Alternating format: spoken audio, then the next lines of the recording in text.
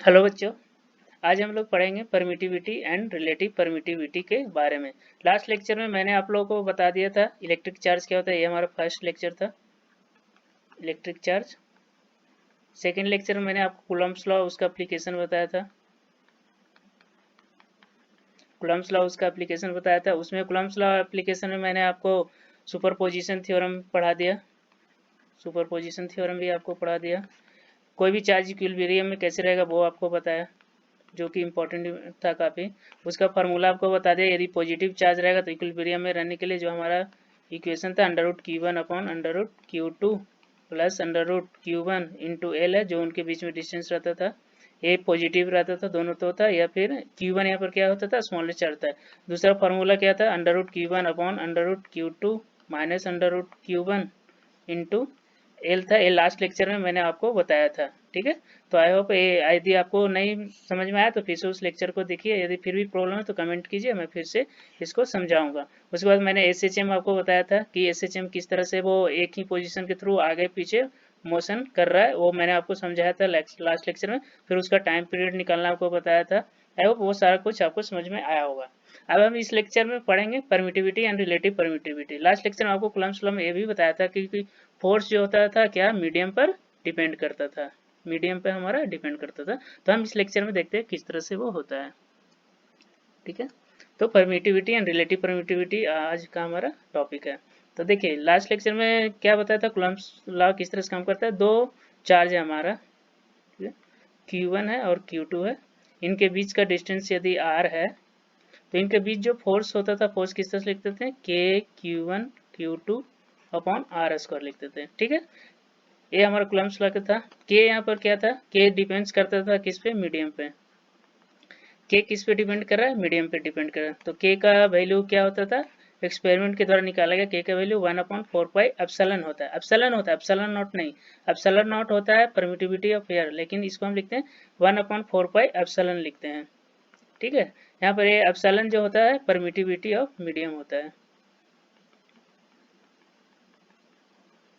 क्या बोलते हैं इसको, परमिटिविटी ऑफ मीडियम। ठीक है, यही जब एप्सिलॉन का वैल्यू एप्सिलॉन नॉट होता है, ये एयर के लिए होता है। परमिटिविटी ऑफ एयर का यदि एप्सिलॉन का वैल्यू क्या होता है, एप्सिलॉन नॉट होता है। ये सबसे मिनिमम होता है, मिनिमम होता है किसी भी मीडियम का, एयर का, वैक्यूम का, फ्री स्पेस का। परमिटिविटी का वैल्यू सबसे मिनिमम होता है। इसका वैल्यू कितना होता है, 8.85 इंटू 10⁻⁻12। आप देखिए इसका यूनिट क्या होगा, यूनिट आप खुद से निकालिए। आपको देता हूँ 1 मिनट का टाइम, निकालिए। ठीक है, इसका यूनिट क्या हो जाएगा, आई होप आप लोग निकाले होंगे। कूलम्ब स्क्वायर पर न्यूटन मीटर स्क्वायर। ठीक है, इसको मैं बताता हूँ अगर किस तरह से निकलना है। अब देखिए फोर्स का वैल्यू क्या हो जाएगा, यहाँ पर फोर्स का के जगह पर आप क्या लिख सकते हैं, 1/4 pi epsilon Q1 into Q2 upon R square. ये हमारा कूलम्ब्स लॉ का ये है फॉर्मूला, ये आ जाएगा। के जगह पर हम क्या लिख सकते हैं, 1/4 pi epsilon Q1 into Q2 upon R square. के बदले हम क्या लिखते हैं, यहाँ एप्सिलॉन क्या है, परमिटिविटी ऑफ मीडियम। अब देखिए परमिटिविटी होता क्या है, परमिटिविटी होता है कि यदि दो चार्ज है, ठीक है, इनके बीच में जो फोर्स लग रहा है, फोर्स जो एफ लग रहा है, तो परमिट किसी मीडियम में यदि है, मीडियम में इसको रख दिए तो क्या करता है मीडियम, मीडियम अपने पार्टिकल्स को ये करता है कि इस फोर्स को क्या करो, डिक्रीज कर दो। जो यदि फ्री स्पेस में इसका फोर्स एफ लग रहा है, तो यदि हम इसकी दोनों चार्ज को यदि हम मीडियम में रखेंगे तो मीडियम में इनका फोर्स क्या हो जाता है, डिक्रीज कर जाता है। तो वही कहता है परमिटिविटी क्या कहता है, it permits its own field. जो मटेरियल है, जो हमारा डाइलेक्ट्रिक कांस्ट है, जो भी हमारा मटेरियल है, ये मटेरियल जो है अपने फील्ड को परमिट करता है कि इनके बीच में जो फोर्स ऑफ इंटरेक्शन लग रहा है इनके बीच में, उसको क्या कर देना है, डिक्रीज कर देना है। क्या कर देना है, डिक्रीज कर देना है। परमिटिविटी से तो हमें लगता है कि परमिट करता हो कि ज्यादा फोर्स लगे, लेकिन नहीं, ये अपने मटेरियल को परमिट करता है कि इन दोनों चार्ज के बीच में जो फोर्स लग रहा है उसको क्या करो, डिक्रीज कर दो। समझ गए, इन दोनों चार्ज के बीच में जो फोर्स लग रहा है उसको क्या कर देना है, डिक्रीज कर देना है। ठीक है, ये करता है क्या, परमिटिविटी का ये काम होता है कि दो चार्ज के बीच में जो फ्री स्पेस में फोर्स लग रहा है उसको यदि हम किसी मीडियम में रख रहे हैं तो उस दोनों के बीच में जो फोर्स लग रहा है उस फोर्स को क्या करता है, डिक्रीज कर देता है।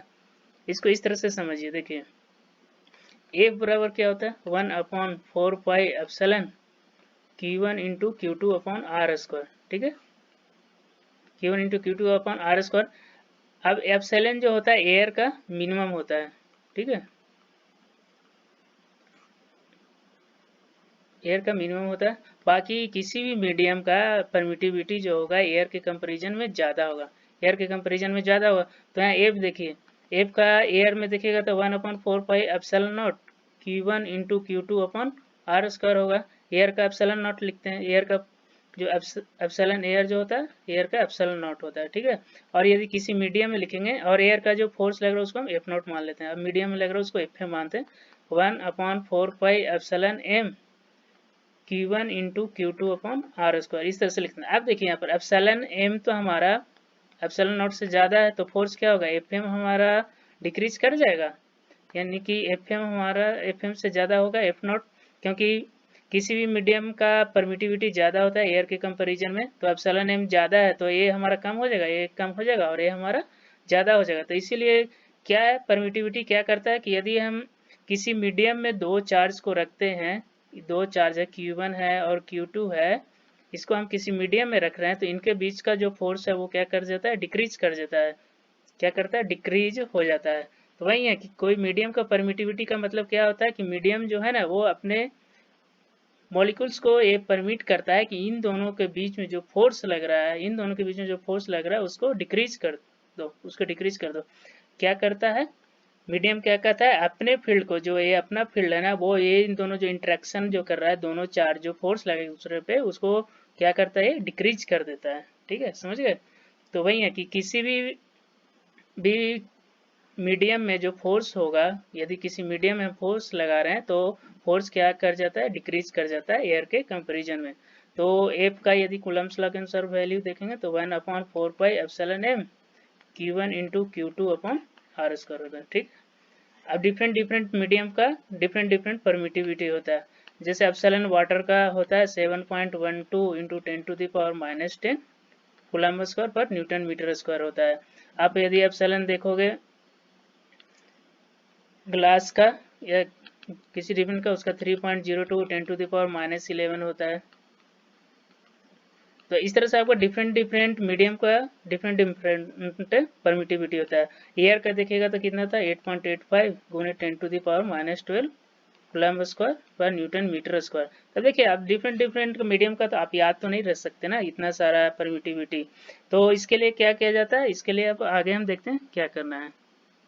उसके लिए हमारा एक रिलेटिव परमिटिविटी कॉन्सेप्ट आता है। क्या आता है, रिलेटिव परमिटिविटी का कॉन्सेप्ट। रिलेटिव परमिटिविटी को हम एप्सिलॉन आर से डिनोट करते हैं। ये क्या होता है, रिलेटिव परमिटिविटी होता है permittivity of medium upon permittivity of air.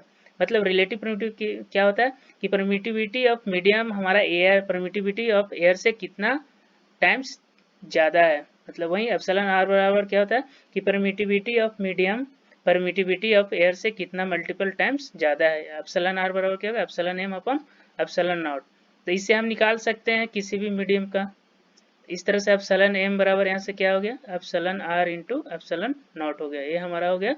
यदि किसी मीडियम का रिलेटिव परमिटिविटी दिया हो तो उसका हम परमिटिविटी निकाल सकते हैं। जैसे एप्सिलॉन आर ऑफ वाटर दिया हुआ है आपका कितना 81, ठीक है। तो एप्सिलॉन वाटर क्या हो जाएगा epsilon R into epsilon naught. Epsilon R कितना 81, एप्सिलॉन नॉट आपको पता है 8.85 इंटू 10⁻⁻12, ठीक है, इससे निकल जाएगा। यदि उसी तरह से एप्सिलॉन आर किसी मीडियम का दिया हुआ है 8 दिया हुआ है तो उस मीडियम का एप्सिलॉन मीडियम क्या हो जाएगा ये बता दीजिए, उस मीडियम का क्या हो जाएगा 8 इंटू एप्सिलॉन नॉट हो जाएगा उसका परमिटिविटी। तो इस तरह से आप निकाल सकते हैं। सिर्फ आपको एयर का दिया याद रखना पड़ेगा, ये एप्सिलॉन आर आपको दिया रहेगा तो उस मीडियम का परमिटिविटी निकालना रहेगा। तो एप्सिलॉन मीडियम बराबर क्या होता है epsilon R into epsilon naught, ठीक है। आई होप आप लोग को ये समझ में आया होगा, ठीक है। कि रिलेटिव परमिटिविटी जो होता है वो क्या होता है कि permittivity of any medium air के परमिटिविटी से कितना टाइम्स ज़्यादा है उसको क्या बोलते हैं रिलेटिव परमिटिविटी बोलते हैं। तो इससे हमारा रिलेटिव परमिटिविटी से हम आप किसी का रिलेटिव परमिटिविटी दिया हुआ है मीडियम का आपको निकालना है परमिटिविटी, तो मीडियम का परमिटिविटी क्या होता है epsilon R into epsilon naught. इस फॉर्मूला को याद रखिएगा। अब देखिए फोर्स में देखिए फोर्स क्या था एफ नॉट बराबर क्या था, एयर में क्या था 1/4πε0 Q1 into Q2 upon R square. अब एफ एम देखिए, एफ एम बराबर क्या होता है 1/4πε Q1 into Q2 upon R square. ठीक है, दोनों को डिवाइड कर दीजिए, F M upon F not कीजिएगा, F M upon F not, तो इससे ए कट जाएगा, ए एप्सिलॉन एम ऊपर चला जाएगा, एप्सिलॉन नॉट नीचे आ जाएगा, तो epsilon M upon epsilon naught कितना हो गया, एप्सिलॉन आर हो गया। तो एफ एम क्या हो गया,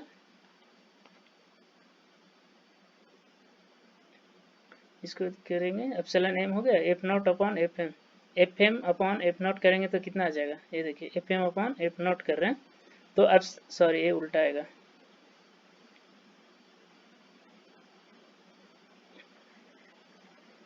ये यहाँ पर आ जाएगा आपका, देखिए F M upon F naught कर रहे हैं तो epsilon naught upon epsilon M आएगा। ठीक है, तो F M upon F naught बराबर क्या आ गया, epsilon naught upon epsilon M हो जाएगा। तो इसको देखेंगे तो एफ एम बराबर क्या आ रहा है आपका, एफ एम बराबर F not upon epsilon M upon epsilon naught लिख सकते हैं इसको, ये हो जाएगा आपका F not upon epsilon R हो जाएगा। तो देख रहे हैं मीडियम में हमारा फोर्स जो आ रहा है, जो हमारा फोर्स जो एयर में है उसका कितना टाइम्स डिक्रीज हो रहा है, एप्सिलॉन आर टाइम डिक्रीज हो रहा है। तो यदि वही है कि यदि एयर में फोर्स हमारा है कितना एफ नॉट, तो मीडियम में उसका फोर्स क्या हो जाएगा, मीडियम में फोर्स जो हो जाएगा एफ एम बराबर हो जाएगा जितना एयर में फोर्स है या वैक्यूम में फोर्स है डिवाइडेड बाई क्या हो जाएगा, एप्सिलॉन आर हो जाएगा। इस फॉर्मूला को आप याद रखिएगा। ठीक है, एफ एम बराबर क्या हो जाएगा, एयर का force divided by relative permittivity जो है F not upon epsilon R. यहाँ पर देखिए क्या था, एफ एम बराबर क्या था 1/4πε M Q1 Q2 upon R square था। अब इन दोनों को हम डिवाइड करते हैं, F M upon F not कीजिएगा, F M upon F not कीजिएगा तो Q1 Q2 upon R square cancel हो जाएगा, 4 से 4 कैंसिल हो जाएगा, एप्सिलॉन एम नीचे, एप्सिलॉन एम नीचे रह जाएगा, एप्सिलॉन नॉट ऊपर है तो ऊपर है, तो इसको आप क्या लिख सकते हैं, epsilon naught upon epsilon M, epsilon naught upon epsilon M, इसको 1 अपॉन एप्सिलॉन आर भी आप लिख सकते हैं ना, epsilon naught upon epsilon M को 1 अपॉन एप्सिलॉन आर भी लिख सकते हैं। तो एफ नॉट बराबर क्या हो जाएगा, एफ एम बराबर क्या हो जाएगा, एफ नॉट इधर जाएगा, F not upon epsilon R हो जाएगा, यहाँ से आपका एफ एम बराबर क्या हो जाएगा, देखिए एफ नॉट इंटू 1/एप्सिलॉन आर बराबर क्या हो जाएगा, F not upon epsilon R हो जाएगा। तो एक तरह से डिक्रीज किया, फोर्स इन मीडियम क्या हो गया, जितना फोर्स है आपका एयर में वैक्यूम में डिवाइडेड बाय क्या हो जाएगा, एप्सिलॉन आर हो जाएगा। तो वहीं कोई भी पूछे कि आपका जो मीडियम में होता है फोर्स वो कितना से डिक्रीज कर रहा है, तो ये रिलेटिव परमिटिविटी से डिक्रीज कर रहा है। इसको इस तरह से देख लीजिए, एफ एम बराबर हमारा क्या आ गया, F not upon epsilon R आ गया।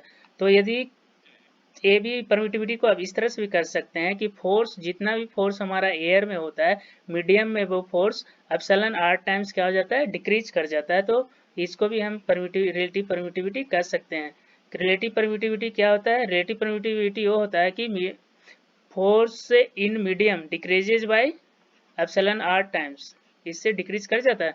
फोर्स जो मीडियम में होता है, जो फोर्स इन एयर होता है वैक्यूम का होता है, वो डिक्रीज कर जाता है कितने टाइम से, एप्सिलॉन आर टाइम्स से क्या हो जाता है, डिक्रीज कर जाता है। तो इस तरह से भी हम क्या रिलेटिव परमिटिविटी को समझ सकते हैं कि किसी भी मीडियम में फोर्स हमारा क्या हो जाएगा, डिक्रीज हो जाएगा। कितना टाइम्स डिक्रीज होगा, तो एप्सिलॉन आर टाइम्स क्या होगा, डिक्रीज होगा। अब इसको एक क्वेश्चन से देखता हूँ, आपको समझाता हूँ। ठीक है, एक क्वेश्चन देखिए, जैसे दो चार्ज है, ठीक है, दो चार्ज है आपका Q1 है Q2 है, इसके बीच का डिस्टेंस D है, ये हमारा एयर में है। ठीक है, एयर में इसमें फोर्स क्या लग रहा है, F लग रहा है। अब हमारा देखिए ये हमारा कहाँ है, एक मीडियम में हम इसको रखें, किसी मीडियम में। ठीक है, इन दोनों के बीच का डिस्टेंस D है, चार्ज है Q1 है Q2 है। ठीक है, इसमें इस पे फोर्स कितना लग रहा है, F/2 लग रहा है। तो पूछ रहा है हमें एप्सिलॉन मीडियम, इसका एप्सिलॉन आर पूछ रहा है, रिलेटिव परमिटिविटी पूछ रहा है। ठीक है, तो यहाँ से एयर में लग रहा है तो F बराबर क्या होता है, इसके लिए F बराबर 1/4πε0 Q1 into Q2 upon distance कितना है, ds कर, तो ds कर होगा। इसके लिए फोर्स बराबर Fm बराबर क्या होगा, Fm बराबर क्या होगा देख लीजिए, 1/4πε0, इसका मीडियम का permittivity epsilon m Q1 into Q2 upon क्या हो जाएगा, ds स्क्वायर हो जाएगा। अब इसको इससे डिवाइड कर दीजिए, F upon F M, F upon F M क्या आ जाएगा आपका, देख लीजिए, Q1 Q2 D square cut जाएगा, ये ऊपर चला जाएगा, epsilon M upon epsilon naught हो जाएगा, ठीक है, हो जाएगा। अब एफ अपॉन एफ एम रखिएगा तो कितना होगा, एफ एम कितना देगा, एफ अपॉन एफ एम कितना, एफ बाई 2 है। Epsilon M upon epsilon naught को क्या हम लिखते हैं, एप्सिलॉन आर लिखते हैं, ये ऊपर जाएगा 2 हो जाएगा, तो इस तरह से यहाँ से एप्सिलॉन आर बराबर 2 हो जाएगा। ये तो इस तरह से हम निकालें। अब यहाँ देखिए, आपको बताया था, आपको क्या होता है, एफ एम जो होता है, जो हमारा एयर में लगता है, उसका डिवाइडेड हुआ क्या होता है, एप्सिलॉन आर होता है। ये आपको बताया है, पहले ही यहाँ पर एक्सप्लेन किया। यहाँ यहाँ फोर्स क्या लग रहा था, एयर में एफ लग रहा था, यहाँ पर फोर्स कितना लग रहा है, एफ बाई 2 लग रहा है। तो इस फार्मूला के हिसाब से आप डायरेक्ट देखिएगा तो एप्सिलॉन आर कितना हो जाएगा, 2 हो जाएगा। आई होप आपको समझ में आया होगा, ठीक है। लेकिन एक डायरेक्ट फार्मूला कब लगाना, जब दोनों के बीच का डिस्टेंस सेम ही। अब मान लीजिए डिस्टेंस भी चेंज कर दिया तो डायरेक्ट ये हम फार्मूला नहीं लगाएंगे, उसको इस तरह से हम पूरा एक्सप्लेन करके बनाएंगे। अब देखिए अगला क्वेश्चन है, इसको मैं बताता हूँ आपको। एयर में रखा हुआ Q1 Q2 दो चार्ज है, किसमें है, एयर में है, दोनों के बीच का डिस्टेंस डी है, इनके बीच में फोर्स कितना लग रहा है, एफ लग रहा है, ठीक है। अब क्या किया गया, सेम चार्ज को एक मीडियम में रखा गया, इस पर डिस्टेंस कितना रख दिया, डी बाई 2 है, ठीक है, Q1 है Q2 है। इस केस में हमारा फोर्स कितना लग रहा है, एफ बाई 4 लग रहा है। हमारा एप्सिलॉन आर पूछ रहा है कि मीडियम का एप्सिलॉन आर कितना होगा, रिलेटिव परमिटिविटी कितना होगा। तो ये एयर में है, तो एयर में फोर्स बराबर क्या होता है, एफ बराबर क्या होता है, 1/4 epsilon not Q1 Q2 upon कितना, डी स्क्वायर होगा, ठीक है। अब देखिए इसमें मीडियम में एफ एम बराबर क्या होगा, 1/4 मीडियम का permittivity epsilon M Q1 Q2, इस पर D तो चेंज हो गया, तो D का कितना रखेंगे, D बाई 2 का होल स्क्वायर। तो एफ एम बराबर हमारा कितना है, 1/4 एप्सिलॉन एम Q1 Q2, ये देखिए नीचे डी स्क्वायर हो जाएगा, 2 नीचे है, ऊपर जाके क्या हो जाएगा, 4 हो जाएगा। अब इसको और इसको हम दोनों को डिवाइड करते हैं, तो डिवाइड करेंगे तो एफ अपॉन एफ एम कितना हो जाएगा, एफ अपॉन एफ एम इतना बटा इतना कर देंगे तो क्या हो जाएगा, ए 1/4 से 4 कट जाएगा, Q1 Q2 डी स्क्वायर से Q1 Q2 D square cut जाएगा, ठीक है। नीचे हमारा क्या बच जाएगा, ऊपर देखिए क्या चल जाएगा, epsilon M upon epsilon naught into क्या हो जाएगा, 4 नीचे रह जाएगा। जब आप इसको डिवाइड कीजिएगा तो एफ अपॉन एफ एम होगा, तो ऊपर जो भी बचेगा वो सारा कैंसिल हो जाएगा। ये एप्सिलॉन एम नीचे तो ऊपर चला जाएगा, एप्सिलॉन नॉट नीचे रहेगा, ये 4 हमारा नीचे रह जाएगा, ठीक है। अभी epsilon M upon epsilon naught कितना, एप्सिलॉन आर होता है। अब देखिए F upon F M, F upon F by 4 बराबर epsilon M upon epsilon naught को एप्सिलॉन आर बाई 4, ए से कट गया, तो यहाँ से एप्सिलॉन आर बराबर कितना आ रहा है, 4 गुने 4 कितना हो गया, 16। तो इस तरह से इसका रिलेटिव परमिटिविटी कितना होगा, 16 होगा। आई होप आपको ये समझ में आ गया। ये डिवाइड किया आपको समझ में आया कि नहीं आया, देखिए डिवाइड करना है, एफ अपॉन एफ एम करना है, एफ अपॉन एफ एम, तो इसको एक एक करके बताता हूँ, 1/4 epsilon naught into Q1 Q2 upon D square है, नीचे है कि आपका 1/4 एप्सिलॉन एम है, Q1 Q2 डी स्क्वायर है इंटू 4 है। ए से तो ये तो पूरा कट गया, ए से एक कट गया, तो 1 एप्सिलॉन नॉट है, 1/एप्सिलॉन एम है, तो एप्सिलॉन एम ऊपर चल जाएगा, एप्सिलॉन नॉट नीचे रह जाएगा, ए 4 है तो ए 4 रह जाएगा, तो ये हो गया इस तरह से। तो वही है, epsilon M upon epsilon naught into 4 आया, epsilon M upon epsilon naught को क्या बोलते हैं, एप्सिलॉन आर बाई 4 करते हैं, एफ एम की जगह पे f/4 लिखा, तो फिर f/4 है, ऊपर चला जाएगा, समझ रहे हैं। तो 4, तो एप्सिलॉन आर बराबर क्या होगा, 4 इंटू 4 बराबर 16 आएगा। ये कैलकुलेशन है, कैलकुलेशन समझिएगा अच्छे से, ठीक है।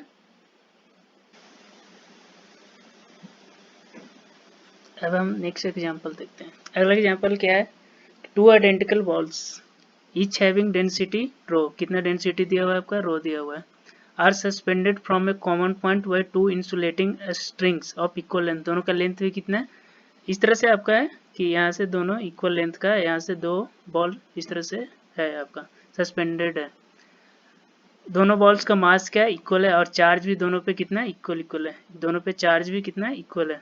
In equilibrium each string make an angle theta with vertical के साथ कितना बना रहा है, एंगल थीटा बना रहा है, ठीक है। Now both the balls are immersed in a liquid, अब ये पूरा जो सिस्टम है पूरा एक हम लिक्विड में इसको इमर्स्ड किया गया, डुबा दिया गया है, ठीक है। एज ए रिजल्ट एंगल जो है वो चेंज नहीं होता, एंगल इतना ही है, डेंसिटी ऑफ लिक्विड सिग्मा दिया हुआ है, तो डाइलेक्ट्रिक कांस्टेंट ऑफ लिक्विड हमसे पूछा जा रहा है कि डाइलेक्ट्रिक कांस्टेंट कितना होगा ए, तो हमें डाइलेक्ट्रिक कांस्टेंट ऑफ लिक्विड निकालना है। तो इसमें यहाँ ध्यान से देखिए, ये हमारा था स्ट्रिंग से दो बॉल लटके हुए हैं, इन पे चार्ज है क्यू है, ठीक है, इनका डेंसिटी दिया, मास डेंसिटी कितना दिया हुआ आपका, रो दिया हुआ, ठीक है। तो मास बराबर क्या होता है, जितना डेंसिटी रहता है रो इंटू भी होता है, ये डेंसिटी इंटू वॉल्यूम होता है, मास बराबर, तो इस बॉल का मास कितना हो गया, रो इंटू भी हो गया, ठीक है। अब ये जो पूरा था इसमें दिया हुआ है वर्टिकल से एंगल भी थीटा बना रहा है, ये है। अब देखिए इस पे फोर्स क्या क्या लग सकता है, इस पे फोर्स आपका इधर टेंशन लगेगा, ये स्ट्रिंग के कारण इस पे फोर्स लगेगा, इस साइड टेंशन लगेगा, इस पे हमारा ग्रेविटेशनल फोर्स लगेगा नीचे की ओर mg लगेगा, जिसको हमने w से डिनोट किया। अब देखिए दोनों पे चार्ज है q और q है, तो इस पे इसके कारण इधर की ओर फोर्स लगेगा, इलेक्ट्रोस्टैटिक फोर्स Fe लगेगा, इलेक्ट्रोस्टैटिक फोर्स Fe लगेगा ना। बोलेगा इस थीटा एंगल पर क्या है, इक्विलिब्रियम में है, तो इक्विलिब्रियम में तो देखिएगा कि ये यहीं पर है, तो जितना इस पे इधर की ओर Fe लग रहा है, इधर की ओर t है, तो t का इधर कंपोनेंट क्या होगा ये बताइए। तो इस तरह से देखिए, ये है, यहाँ पर आपको बताता हूँ, ये एंगल कितना है, थीटा है, ये आपका टी है, ठीक है, इधर की ओर आपका एफ ही लग रहा है, तो टी का कंपोनेंट इस साइड क्या होगा, इस साइड क्या होगा, टी का कंपोनेंट इस साइड कंपोनेंट होगा टी साइन थीटा होगा, आपने ट्रिगोनोमेट्री में पढ़ा होगा। और इस साइड आपका क्या था, इधर थीटा है तो इधर ये भी एंगल थीटा है, दो पैरेलल लाइन है, तो ये कौन सा कोण हो गया, ए कोण और ए कोण हमारा दोनों इक्वल होता है, तो इधर ए थीटा तो ये भी थीटा हो जाएगा, तो टी का कंपोनेंट इधर जो टी फोर्स लग रहा है तो इधर की ओर हो जाएगा क्या आपका, टी कॉस थीटा होगा, इधर की ओर हो जाएगा क्या, टी साइन थीटा, इधर की ओर टी साइन थीटा होगा, इधर की ओर क्या हो जाएगा, टी कॉस थीटा। अब नीचे देखिए, नीचे आपका क्या लग रहा है, ग्रेविटेशनल फोर्स लग रहा है, मतलब डब्ल्यू लग रहा है, ठीक है, डब्ल्यू बराबर क्या हो जाएगा, एम जी हो जाएगा। तो ये समझ में आ रहा है। तो इस तरह से इक्विलिब्रियम में होने के लिए जो हमारा एक्स डायरेक्शन में हॉरिजॉन्टल जो फोर्स लग रहा है वो इक्वल होना चाहिए, वर्टिकल जो फोर्स हो रहा है वो इक्वल होना चाहिए। तो यहाँ आपका क्या आ गया, टी साइन थीटा बराबर क्या होना चाहिए, आपका एफ ई होना चाहिए, T sine theta equal to F E, और टी कॉस थीटा बराबर क्या होना चाहिए आपका, डब्ल्यू, यानी कि कितना होना चाहिए, एम जी होना चाहिए। ए होना चाहिए क्या, जब हमारा ये पूरा सिस्टम एयर में है, तो अब इसको क्या किया गया, लिक्विड में डुबा दिया गया, लिक्विड में डुबा दिया गया, तो लिक्विड में अब डुबा दिए, तब देखिए इस पे इलेक्ट्रोस्टैटिक, फिर भी एंगल हमारा थीटा चेंज नहीं किया, अब इस पे इलेक्ट्रोस्टैटिक फोर्स फिर से इसी डायरेक्शन में लगेगा, टेंशन इधर की ओर लगेगा, थीटा एंगल उतना ही बना रहा है, तो जितना टी है इधर की ओर भी क्या हो जाएगा, टी डैश कॉस थीटा आएगा, इधर की ओर आपका टी डैश साइन थीटा होगा, कंपोनेंट इसका टी का जो ये टेंशन लग रहा है स्ट्रिंग के कारण। 11th क्लास में अपने स्ट्रिंग का प्रॉपर्टी पढ़ा होगा कि यदि कोई बॉल इससे लटका हुआ है तो स्ट्रिंग इधर की अपने की तरफ एक फोर्स लगाता है, वो टेंशन होता है। तो टेंशन का आपने एक कंपोनेंट इधर देखते हैं, एक कंपोनेंट हॉरिजॉन्टल डायरेक्शन में, एक कंपोनेंट वर्टिकल डायरेक्शन। तो वर्टिकल डायरेक्शन में देखिए ये एंगल थीटा है, तो ये भी एंगल हमारा क्या हो जाएगा, थीटा हो जाएगा, तो इधर की ओर क्या हो जाएगा, कंपोनेंट इसका टी का, जिसके साथ एंगल लगता है उधर की ओर कॉस आता है, तो टी कॉस थीटा होता है, और जिसके साथ एंगल नहीं बनता इधर की ओर साइन आता है, तो इधर की ओर होता है क्या, टी साइन थीटा होता है, तो इधर की ओर क्या हो जाएगा, टी साइन थीटा हो जाएगा। अब चूंकि ये भी हमारा क्या है, इक्विलिब्रियम में है, तो इस केस में हमारा होगा T dash sine theta equal to क्या हो जाएगा, एफ ई डैश होगा, एफ ई इसमें लिक्विड में तो इसका डाइलेक्ट्रिक भी आएगा, डाइलेक्ट्रिक कांस्टेंट भी आएगा, जिसको के मान लेते हैं, तो उसके कारण से हमारा इसमें इलेक्ट्रोस्टैटिक फोर्स चेंज हो जाएगा, चेंज होगा कि नहीं होगा ये बताइए। डाइलेक्ट्रिक कांस्टेंट आपको पढ़ाया था रिलेटिव परमिटिविटी में, पढ़ाया था ना कि जो परमिटिविटी होता है, परमिटिविटी के कारण जो फोर्स होता है वो क्या हो जाता है, चेंज हो जाता है। यहाँ डाइलेक्ट्रिक कांस्टेंट मीन्स एक तरह से आपको परमिटिविटी पूछ रहा है, ठीक है। तो परमिटिविटी के कारण क्या, इलेक्ट्रोस्टैटिक फोर्स डिक्रीज होता है, कितना हो जाता है, उधर एफ है तो इधर क्या हो जाता है, एफ ई बाई आर हो जाता है। यदि एयर में इसका फोर्स एफ है तो इसमें क्या हो जाएगा, लिक्विड में क्या हो जाएगा, एफ ई बाई आर होगा, आपको अभी एक्सप्लेन किया। अब देखिए इधर की ओर, अब लिक्विड में जब हम किसी भी ऑब्जेक्ट को लिक्विड में डालते हैं, इसका वॉल्यूम भी है, तो इस पे एक ऊपर की ओर अपथ्रस्ट फोर्स लगता है लिक्विड के कारण, और वो अपथ्रस्ट फोर्स कितना होता है, लिक्विड का जो डेंसिटी होता है सिग्मा, उसके बाद ये इस ऑब्जेक्ट का जो वॉल्यूम होता है वी इंटू जी होता है। ये आपने पढ़ा होगा 11th क्लास में कि एक जब कोई भी ऑब्जेक्ट लिक्विड में हम डालते हैं तो उस पर एक लिक्विड के द्वारा एक अपथ्रस्ट फोर्स लगाया जाता है, और अपथ्रस्ट फोर्स क्या होता है, density of liquid sigma plus में वॉल्यूम ऑफ ये जो ऑब्जेक्ट आपने डुबाया है, इमर्स किया, उसका भी इंटू ग्रेविटी, ग्रेविटी जो ग्रेविटेशनल एक्सेलरेशन होता है, ग्रेविटी जी, वो लगता है। तो यू बराबर क्या होता है सिग्मा वी जी, ये हो गया। तो इसी तरह ईच बॉल इज इक्वल, सारा बॉल जो है इक्विलिब्रियम में किस अंदर फॉलोइंग थ्री फोर्स में, क्या क्या फोर्स उस पर लग रहा है, टेंशन लग रहा है, ये टेंशन लग रहा है, उस पर कौन सा फोर्स रहा है, इलेक्ट्रोस्टैटिक फोर्स लग रहा है, इलेक्ट्रोस्टैटिक फोर्स लग रहा है, और वेट जो ग्रेविटेशन के कारण उस पर वेट है उसके कारण जो फोर्स लग रहा है। तो ये सारा फोर्स क्या होना चाहिए, इक्विलिब्रियम में होना चाहिए। तो अब आपको इस तरह से मैं समझाता हूँ। एयर में था, ये है, इसके साथ एंगल थीटा बना रहा है, इधर की ओर आपका फोर्स क्या लग रहा है, एफ ही लग रहा है, क्योंकि दोनों पे चार्ज कितना है, क्यू और क्यू है, दोनों पे चार्ज कितना है, क्यू है, क्यू है। तो इसके कारण इधर की ओर फोर्स क्या लग रहा है, एफ ही लग रहा है। इधर की ओर आपका टी है, ये कौन सा है, एयर में है, ठीक है। नीचे की ओर क्या लग रहा है आपका, ग्रेविटेशनल फोर्स लग रहा है, एम जी लग रहा है, ठीक ना। ऊपर की ओर क्या लग रहा है, टेंशन का कंपोनेंट देखेंगे, तो टेंशन का एक इधर की ओर आ जाएगा, ए एंगल थीटा, तो ये भी एंगल क्या हो जाएगा, थीटा होगा। इधर की ओर टी साइन थीटा होगा, और इधर की ओर क्या हो जाएगा आपका टी कॉस थीटा। अब चूंकि इक्विलिब्रियम में है तो जो वर्टिकल फोर्स है वो आपस में इक्वल होना चाहिए, तो T cos theta equal to क्या हो जाएगा, एम जी हो जाएगा। एम जी को एम बराबर क्या लिख सकते हैं, यदि डेंसिटी दिया हुआ रो, वॉल्यूम भी है, तो एम बराबर क्या हो जाता है, रो भी होता है। तो इसका रो दिया हुआ डेंसिटी इंटू भी इंटू जी। टी साइन थीटा बराबर आपका क्या होगा, टी साइन थीटा बराबर क्या हो गया, एफ ई हो गया। T sine theta equal to F E होगा। इधर की ओर एफ ई, हॉरिजॉन्टल केस में देखिए इधर की ओर एफ ए, इस पे कितना फोर्स लगा, इलेक्ट्रोस्टैटिक फोर्स लगा एफ ई, और ये टेंशन के कारण इसका एक कंपोनेंट इधर को कितना है, टी साइन थीटा। तो इक्विलिब्रियम में रहने के लिए ए फोर्स दोनों क्या होना चाहिए, इक्वल होना चाहिए। इससे इसमें डिवाइड कर देते हैं, इसको इक्वेशन 2 है, ये इक्वेशन 1 है, ठीक है। Equation 2 divided by equation 1, sine theta by cos theta कितना हो जाएगा, tan थीटा इक्वल टू कितना हो गया, F E upon rho V जी। ये हमारा इक्वेशन 3 आ गया, ठीक है। अब देखिए, अब इसको क्या किया, इसने एक लिक्विड में डुबा दिया, ठीक है, एक लिक्विड में हमने इसको डुबा दिया, तो भी हमारा एंगल क्या जो था वो थीटा ही था। तो इस बार इसमें इलेक्ट्रोस्टैटिक फोर्स तो चेंज हो जाएगा, एफ ई डैश लगेगा, एफ ई डैश क्या होगा, जितना इसका परमिटिविटी होगा मीडियम का, लिक्विड का, वो होगा, मीडियम है जो कि लिक्विड है। तो लिक्विड में हमारा एफ एम बराबर क्या हो जाता था, जितना एयर में जो रहता था डिवाइडेड बाय क्या हो जाता था, एप्सिलॉन आर हो जाता था। आपको बताया था पीछे कि लिक्विड में जो फोर्स हो जाता है F E upon epsilon R हो जाता है। अब देखिए ये टेंशन है, इधर की ओर टी डैश लग रहा है, तो इसका देखिए ये एंगल लेकिन कितना बोल रहा है क्वेश्चन में कि वो थीटा ही रख रहा है, ये एंगल जो है थीटा ही है। तो इधर की ओर फिर से कंपोनेंट यदि टी डैश है तो इधर हो जाएगा टी डैश साइन थीटा, और इधर की ओर हो जाएगा टी डैश कॉस थीटा। अब देखिए इस बॉल पे नीचे की ओर एम जी भी लगेगा जो इसका फोर्स है। अब चूंकि ये लिक्विड में, तो लिक्विड में तो एक ऊपर की ओर आप थ्रस्ट फोर्स भी लगता है। आप जानते हो कि किसी भी ऑब्जेक्ट को यदि हम लिक्विड में डालते हैं तो उसके ऊपर एक थ्रस्ट फोर्स लगता है ऊपर की डायरेक्शन में, उसको यू बोलते हैं। यू बराबर क्या होता है आपका, density of liquid into volume of object into g होता है, ये होता है हमारा अपथ्रस्ट फोर्स, आपने पढ़ा होगा 11th क्लास में। तो इसके ऊपर नीचे की ओर एम जी लग रहा है, ऊपर की ओर टी कॉस थीटा है इसका टेंशन का, प्लस में एक और यू भी लग रहा है।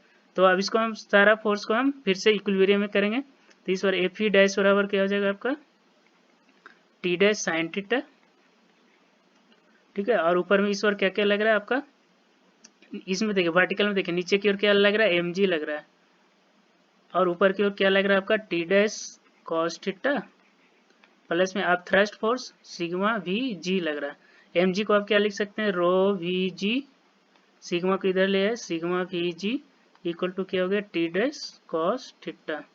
ये इक्वेशन हमारा 4 हो गया, ये इक्वेशन हो गया 5 हो गया। डिवाइड कर दीजिए इक्वेशन 4 डिवाइडेड बाई इक्वेशन 5, ठीक है। तो sine theta by sine theta कितना हो जाएगा, tan थीटा। ये क्या हो जाएगा हमारा, F E dash upon rho V जी माइनस सिग्मा वी जी, ये हो गया। अब देखिए ये हमारा इक्वेशन 6 हो गया, 6 हो गया। अब देखिए tan थीटा इधर भी, tan थीटा, थीटा तो सेम ही है, तो ए और ए हमारा दोनों इक्वल हो जाएगा। तो फ्रॉम इक्वेशन 3 एंड 6 से क्या हो जाएगा आपका, F E upon rho V ji equal to F E dash upon क्या कॉमन आ सकता है, वी जी कॉमन आ सकता है, तो rho minus sigma into V g हो गया, ए से एक कट गया, ए हो गया। तो अब देखिए इससे आपको पता चल जाएगा एफ ई डैश बराबर क्या हो गया, एफ ई डैश बराबर हो गया आपका, एफ ई डैश बराबर क्या हो गया, rho minus sigma upon rho into F E, ये आ गया आपका। तो इससे देखिए ए गुना में इसको भाग में रहेगा, तो इसको आप क्या लिख सकते हैं, यहाँ पर मैं आपको बता लिखता हूँ,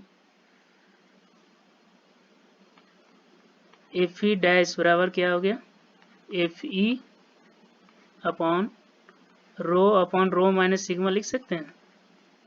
तो ये आपका क्या हो गया, एप्सिलॉन आर हो गया। तो इस तरह से एप्सिलॉन आर बराबर क्या हो गया, rho upon rho minus sigma, ये आपका क्या हो जाएगा, आंसर हो जाएगा, rho upon rho minus sigma. ये आपसे पूछ रहा था डाइलेक्ट्रिक कांस्टेंट पूछ रहा, मतलब आपसे परमिटिविटी रिलेटिव परमिटिविटी पूछ रहा था। तो क्या हो जाएगा वो, rho upon rho minus sigma हो जाएगा, ये आपको निकालना था। तो किस तरह से निकाले आपको पता चला ना। किस तरह का कुछ भी क्वेश्चन पूछे, इक्विलिब्रियम है तो इक्विलिब्रियम है तो सारा फोर्स वर्टिकल और हॉरिजॉन्टल डायरेक्शन में सारे को क्या करना है, इक्वल कर देना। कोई भी ऑब्जेक्ट इक्विलिब्रियम है मतलब उस पर जो नेट फोर्स लग रहा है वो क्या है, इक्वल है, चाहे हॉरिजॉन्टल में हो लगे चाहे वर्टिकल में लगे, नेट फोर्स क्या होगा उस पर इक्वल होगा। तो इसमें देखिए, इस पे सबसे पहले फोर्स का हम कंपोनेंट निकालें। हॉरिजॉन्टल में कौन कौन सा फोर्स लग रहा है, हॉरिजॉन्टल में देखिए तो इधर की ओर साइन थीटा लग रहा था, इधर की ओर इसके कारण चार्ज की हुआ, तो इसके कारण इधर की ओर इलेक्ट्रोस्टैटिक फोर्स करेगा, दोनों पे सेम चार्ज है तो रिपेल करेगा, तो इसके कारण इधर की ओर इलेक्ट्रोस्टैटिक फोर्स लग रहा है। और ये टेंशन है तो टेंशन के कारण एक तो इधर की ओर खींचेगा, एक ऊपर की ओर खींचेगा। तो टेंशन का एक कंपोनेंट हॉरिजॉन्टल में टी साइन थीटा आ जाएगा और वर्टिकल डायरेक्शन में क्या आ जाएगा, टी कॉस थीटा आ जाएगा। कॉस थीटा क्यों होगा, क्योंकि ए एंगल थीटा है तो ए एंगल भी क्या हो जाएगा, थीटा होगा। था वर्टिकल से साथ कितना बना रहा है, थीटा। तो जिसके साथ एंगल बनाता है उधर कॉस थीटा आता है, और जिसके साथ नहीं बनाता है उधर साइन थीटा आता है। ये आपने पढ़ा होगा मैकेनिक्स में भी, जब आप लोगों को पढ़ाया जा रहा होगा काइनेमेटिक्स इक्वेशन में, तो उसमें बताया गया होगा आपको कि जिधर की ओर एंगल बनाता है, इससे एंगल बनाता है तो इधर की ओर आता है कॉस थीटा, जिसके साथ एंगल नहीं बनाता है उधर की ओर आता है क्या आपका, साइन थीटा आता है। तो देखिए टी इसके साथ एंगल बना रहा है तो इधर की ओर कॉस थीटा आएगा, टी कॉस थीटा इसके साथ नहीं बना रहता हॉरिजॉन्टल के साथ, तो इधर की ओर क्या आ जाएगा, साइन थीटा। अब सारे फोर्स को इक्विलिब्रियम में तो इक्वल होना चाहिए, तो इक्वल होना चाहिए। तो सबसे पहले हमने वर्टिकल डायरेक्शन में देखा, वर्टिकल डायरेक्शन में ऊपर की ओर लग रहा है कॉस थीटा, नीचे की ओर लग रहा है क्या, एम जी। तो T cos theta equal to कितना होना चाहिए, एम जी। एम बराबर क्या है आपका, मास है तो मास बराबर क्या होता है, रो इंटू भी, तो रो इंटू भी इंटू जी हो गया। ये आपका इक्वेशन 1 हो, ये वर्टिकल डायरेक्शन हो गया। अब हम हॉरिजॉन्टल डायरेक्शन में देखते हैं। हॉरिजॉन्टल डायरेक्शन में क्या लग रहा है, एफ ही लग रहा है, और क्या लग रहा है, टी साइन थीटा। तो T sine theta equal to F ही होना चाहिए इक्विलिब्रियम के लिए। T sine theta to F ही किया, इक्वेशन 2 अपॉन इक्वेशन 1 किया तो क्या आ गया, tan थीटा। tan थीटा और क्या, एफ ही अपॉन रो भी जी आ गया। ठीक है। अब हम जब उसको हम क्या कर दिए, किसी मीडियम में लिक्विड में डुबा दिए, तो लिक्विड में डुबा दिए तो इस पर तो जो इलेक्ट्रोस्टैटिक फोर्स है वो तो इस पर चेंज हो जाएगा। आप जानते हो कि लिक्विड में जो हो जाता है इलेक्ट्रोस्टैटिक फोर्स जो होता है एफ जो एयर में रहता है डिवाइडेड बाई क्या हो जाता है, उसका जो परमिटिविटी होता है, रिलेटिव परमिटिविटी उससे डिवाइड करते हैं। एफ एम बराबर होता है F E upon epsilon R होता है। तो इस केस में हमें वही एप्सिलॉन आर निकालने को बोल रहा है। तो एफ ई इधर की ओर अब हम देख लेते हैं, इधर की ओर जो ये जो हमारा था ऑब्जेक्ट, इस और फिर से इधर को इलेक्ट्रोस्टैटिक फोर्स लगाएगा एफ ई डैश, नीचे की ओर एम जी लग रहा है। अब चूंकि ये लिक्विड में है तो इस पर एक ऊपर की ओर फोर्स लगेगा, अब थ्रस्ट फोर्स भी लगेगा। आपने पढ़ा होगा फ्लूइड डायनामिक्स में 11th क्लास में कि एक अपथ्रस्ट फोर्स भी लगता है, जो कि अपथ्रस्ट फोर्स किसके इक्वल होता है, density of liquid volume of object जिसको हमने डुबाया इंटू जी होता है। ये होता है क्या, अपथ्रस्ट फोर्स होता है। तो अब हम इस ऑब्जेक्ट पे क्या क्या फोर्स लगा वो हम देखें, क्या कौन कौन सा फोर्स लगा जब ये लिक्विड में है। ठीक है, जब लिक्विड में है तो इस पे एक तो लगा आपका क्या लगा, एफ ई डैश लगा। इधर की ओर आपका क्या लगा, टी का कंपोनेंट है, इधर की ओर आपका टी का साइन थीटा आ गया, टी डैश ले रहे हैं जैसे इस तरह से ये है ना, ए टी डैश लग रहा है आपका, ए वर्टिकल है तो इधर की ओर ए एंगल थीटा है, तो इधर की ओर क्या बनेगा, ये टी डैश साइन थीटा आएगा, इधर की ओर क्या आपका आएगा, टी डैश कॉस थीटा है। ठीक है। अगर लिक्विड में है तो लिक्विड में तो एक तो इसके ऊपर एम जी जो लग रहा है ग्रेविटेशनल फोर्स लग रहा है, लेकिन अब इसके ऊपर ऊपर की डायरेक्शन में क्या लगा रहा है, अब थ्रस्ट फोर्स लगा रहा है। लिक्विड जो होता है जब हम किसी को ऑब्जेक्ट को लिक्विड में डुबाते हैं तो अब थ्रस्ट फोर्स ऊपर की ओर लगता है ना। जैसे आप बाल्टी को ही कुआं में डुबाते हो तो देखो वो बाल्टी हल्का लगता है आपको, क्यों लगता है, क्योंकि उस लिक्विड उसके ऊपर की तरफ एक अब थ्रस्ट फोर्स लगाता है। अब थ्रस्ट फोर्स का वैल्यू कितना होता है, density of liquid into volume of object into g होता है। ये होता है आपका थ्रस्ट फोर्स का इक्वेशन होता है। तो यहाँ से देख लीजिए आपका, तो इस तरह से ऊपर की ओर इसमें लग रहा है क्या, पहले हॉरिजॉन्टल डायरेक्शन का देखते हैं। हॉरिजॉन्टल डायरेक्शन में टी डैश साइन थीटा बराबर क्या हो गया आपका, एफ ई डैश हो गया। जो हॉरिजॉन्टल में फोर्स है वो इक्वल होना चाहिए क्योंकि इक्विलिब्रियम में है। और अब हम वर्टिकल डायरेक्शन देखते हैं। वर्टिकल डायरेक्शन में देख रहे हैं तो ऊपर की ओर, ऊपर की डायरेक्शन में क्या क्या लग रहा है, टी डैश कॉस थीटा लग रहा है, प्लस में एक क्या अब थ्रस्ट फोर्स लग रहा है, अब थ्रस्ट फोर्स लग रहा है, यू लग रहा है, ऊपर की ओर यू भी लग रहा है, किसके कारण, लिक्विड के कारण। नीचे की ओर क्या लग रहा है आपका, एम जी लग रहा है। तो यहाँ से टी डैश कॉस थीटा आपका कितना आ जाएगा, देख लीजिए। एम का क्या लिख सकते हैं, प्रो इंटू वी जी लिख सकते हैं, प्लस यू इधर आके क्या हो जाएगा, माइनस यू का वैल्यू कितना है, सिग्मा इंटू वी इंटू जी है। अब इसको इसमें डिवाइड कर दीजिएगा, जैसे इसको इक्वेशन ए लेके इसको इक्वेशन बी लेके अब डिवाइड कर देना। Sine theta by cos theta कितना आ जाएगा, tan थीटा हो जाएगा। tan थीटा कितना आ गया आपका, F E dash upon rho minus sigma into V g, common ले लिए, इधर से तो ए आ गया था, ठीक है। उससे हमारा tan थीटा क्या आया था, पुराने वाले से tan थीटा था हमारा F E upon rho V G था, ठीक है। अब देखिए tan थीटा दोनों थीटा तो इक्वल है, तो ये दोनों इक्वेशन हमारा इक्वल हो जाएगा। F E dash upon rho minus sigma into V ji equal to F E upon rho V G से वी जी कट गया, ठीक है। ये देखें ए वी जी से वी जी कट गया। अब देखिए एफ ई डैश बराबर क्या होता है, एफ ई डैश बराबर आपको बताया था कि यदि लिक्विड में है तो एफ ई अपॉन क्या हो जाता है, एप्सिलॉन आर हो जाता है। ये आपको पढ़ाया हुआ है। तो एफ ई डैश के बदले आप ये भी लिख सकते हैं, जो भी एयर में उसका है, upon epsilon R rho minus sigma equal to F E upon rho लिख सकते हैं, ठीक है। तो एफ ई से एफ ई कट जाएगा, यहाँ से एप्सिलॉन आर बराबर क्या आ गया, rho upon rho minus sigma. ये आपका आ गया। आई होप आपको अब समझ में आ गया होगा कि किस तरह से हम इसको बना सकते हैं। कभी भी कोई भी ऑब्जेक्ट बोले इक्विलिब्रियम में, तो इस पे जो नेट फोर्स जो होगा किसी भी डायरेक्शन में वो जीरो होना चाहिए। यदि इधर की ओर ऊपर की ओर जितना फोर्स लगेगा उतना ही नीचे की ओर लगेगा, जितना इस डायरेक्शन में फोर्स लगेगा उतना इस डायरेक्शन में फोर्स लगेगा। कभी इक्विलिब्रियम में कहे तो आपको इस तरह से फोर्स का कंपोनेंट है वो एक्स डायरेक्शन और बाई डायरेक्शन, मतलब वर्टिकल कंपोनेंट और हॉरिजॉन्टल कंपोनेंट फोर्स का तोड़ के और सारे कंपोनेंट को क्या करना है, उस डायरेक्शन में इक्वल कर देना है। उसके बाद आप इक्वेशन सोल्व कीजिएगा तो आपको अपने आप आ जाएगा आंसर। आई होप आपको ये क्वेश्चन समझ में आया होगा। फिर भी आपको यदि कोई दिक्कत है तो आप कमेंट कीजिए, मैं इसको फिर से समझाऊंगा। ये क्वेश्चन जेई में पूछा हुआ है। तो देखिए जेई में कितना आसान क्वेश्चन पूछ रहा है। यदि आपको सारा कॉन्सेप्ट क्लियर है तो आप आसानी से बना सकते हो, कुछ भी इसमें ज़्यादा नहीं लगेगा।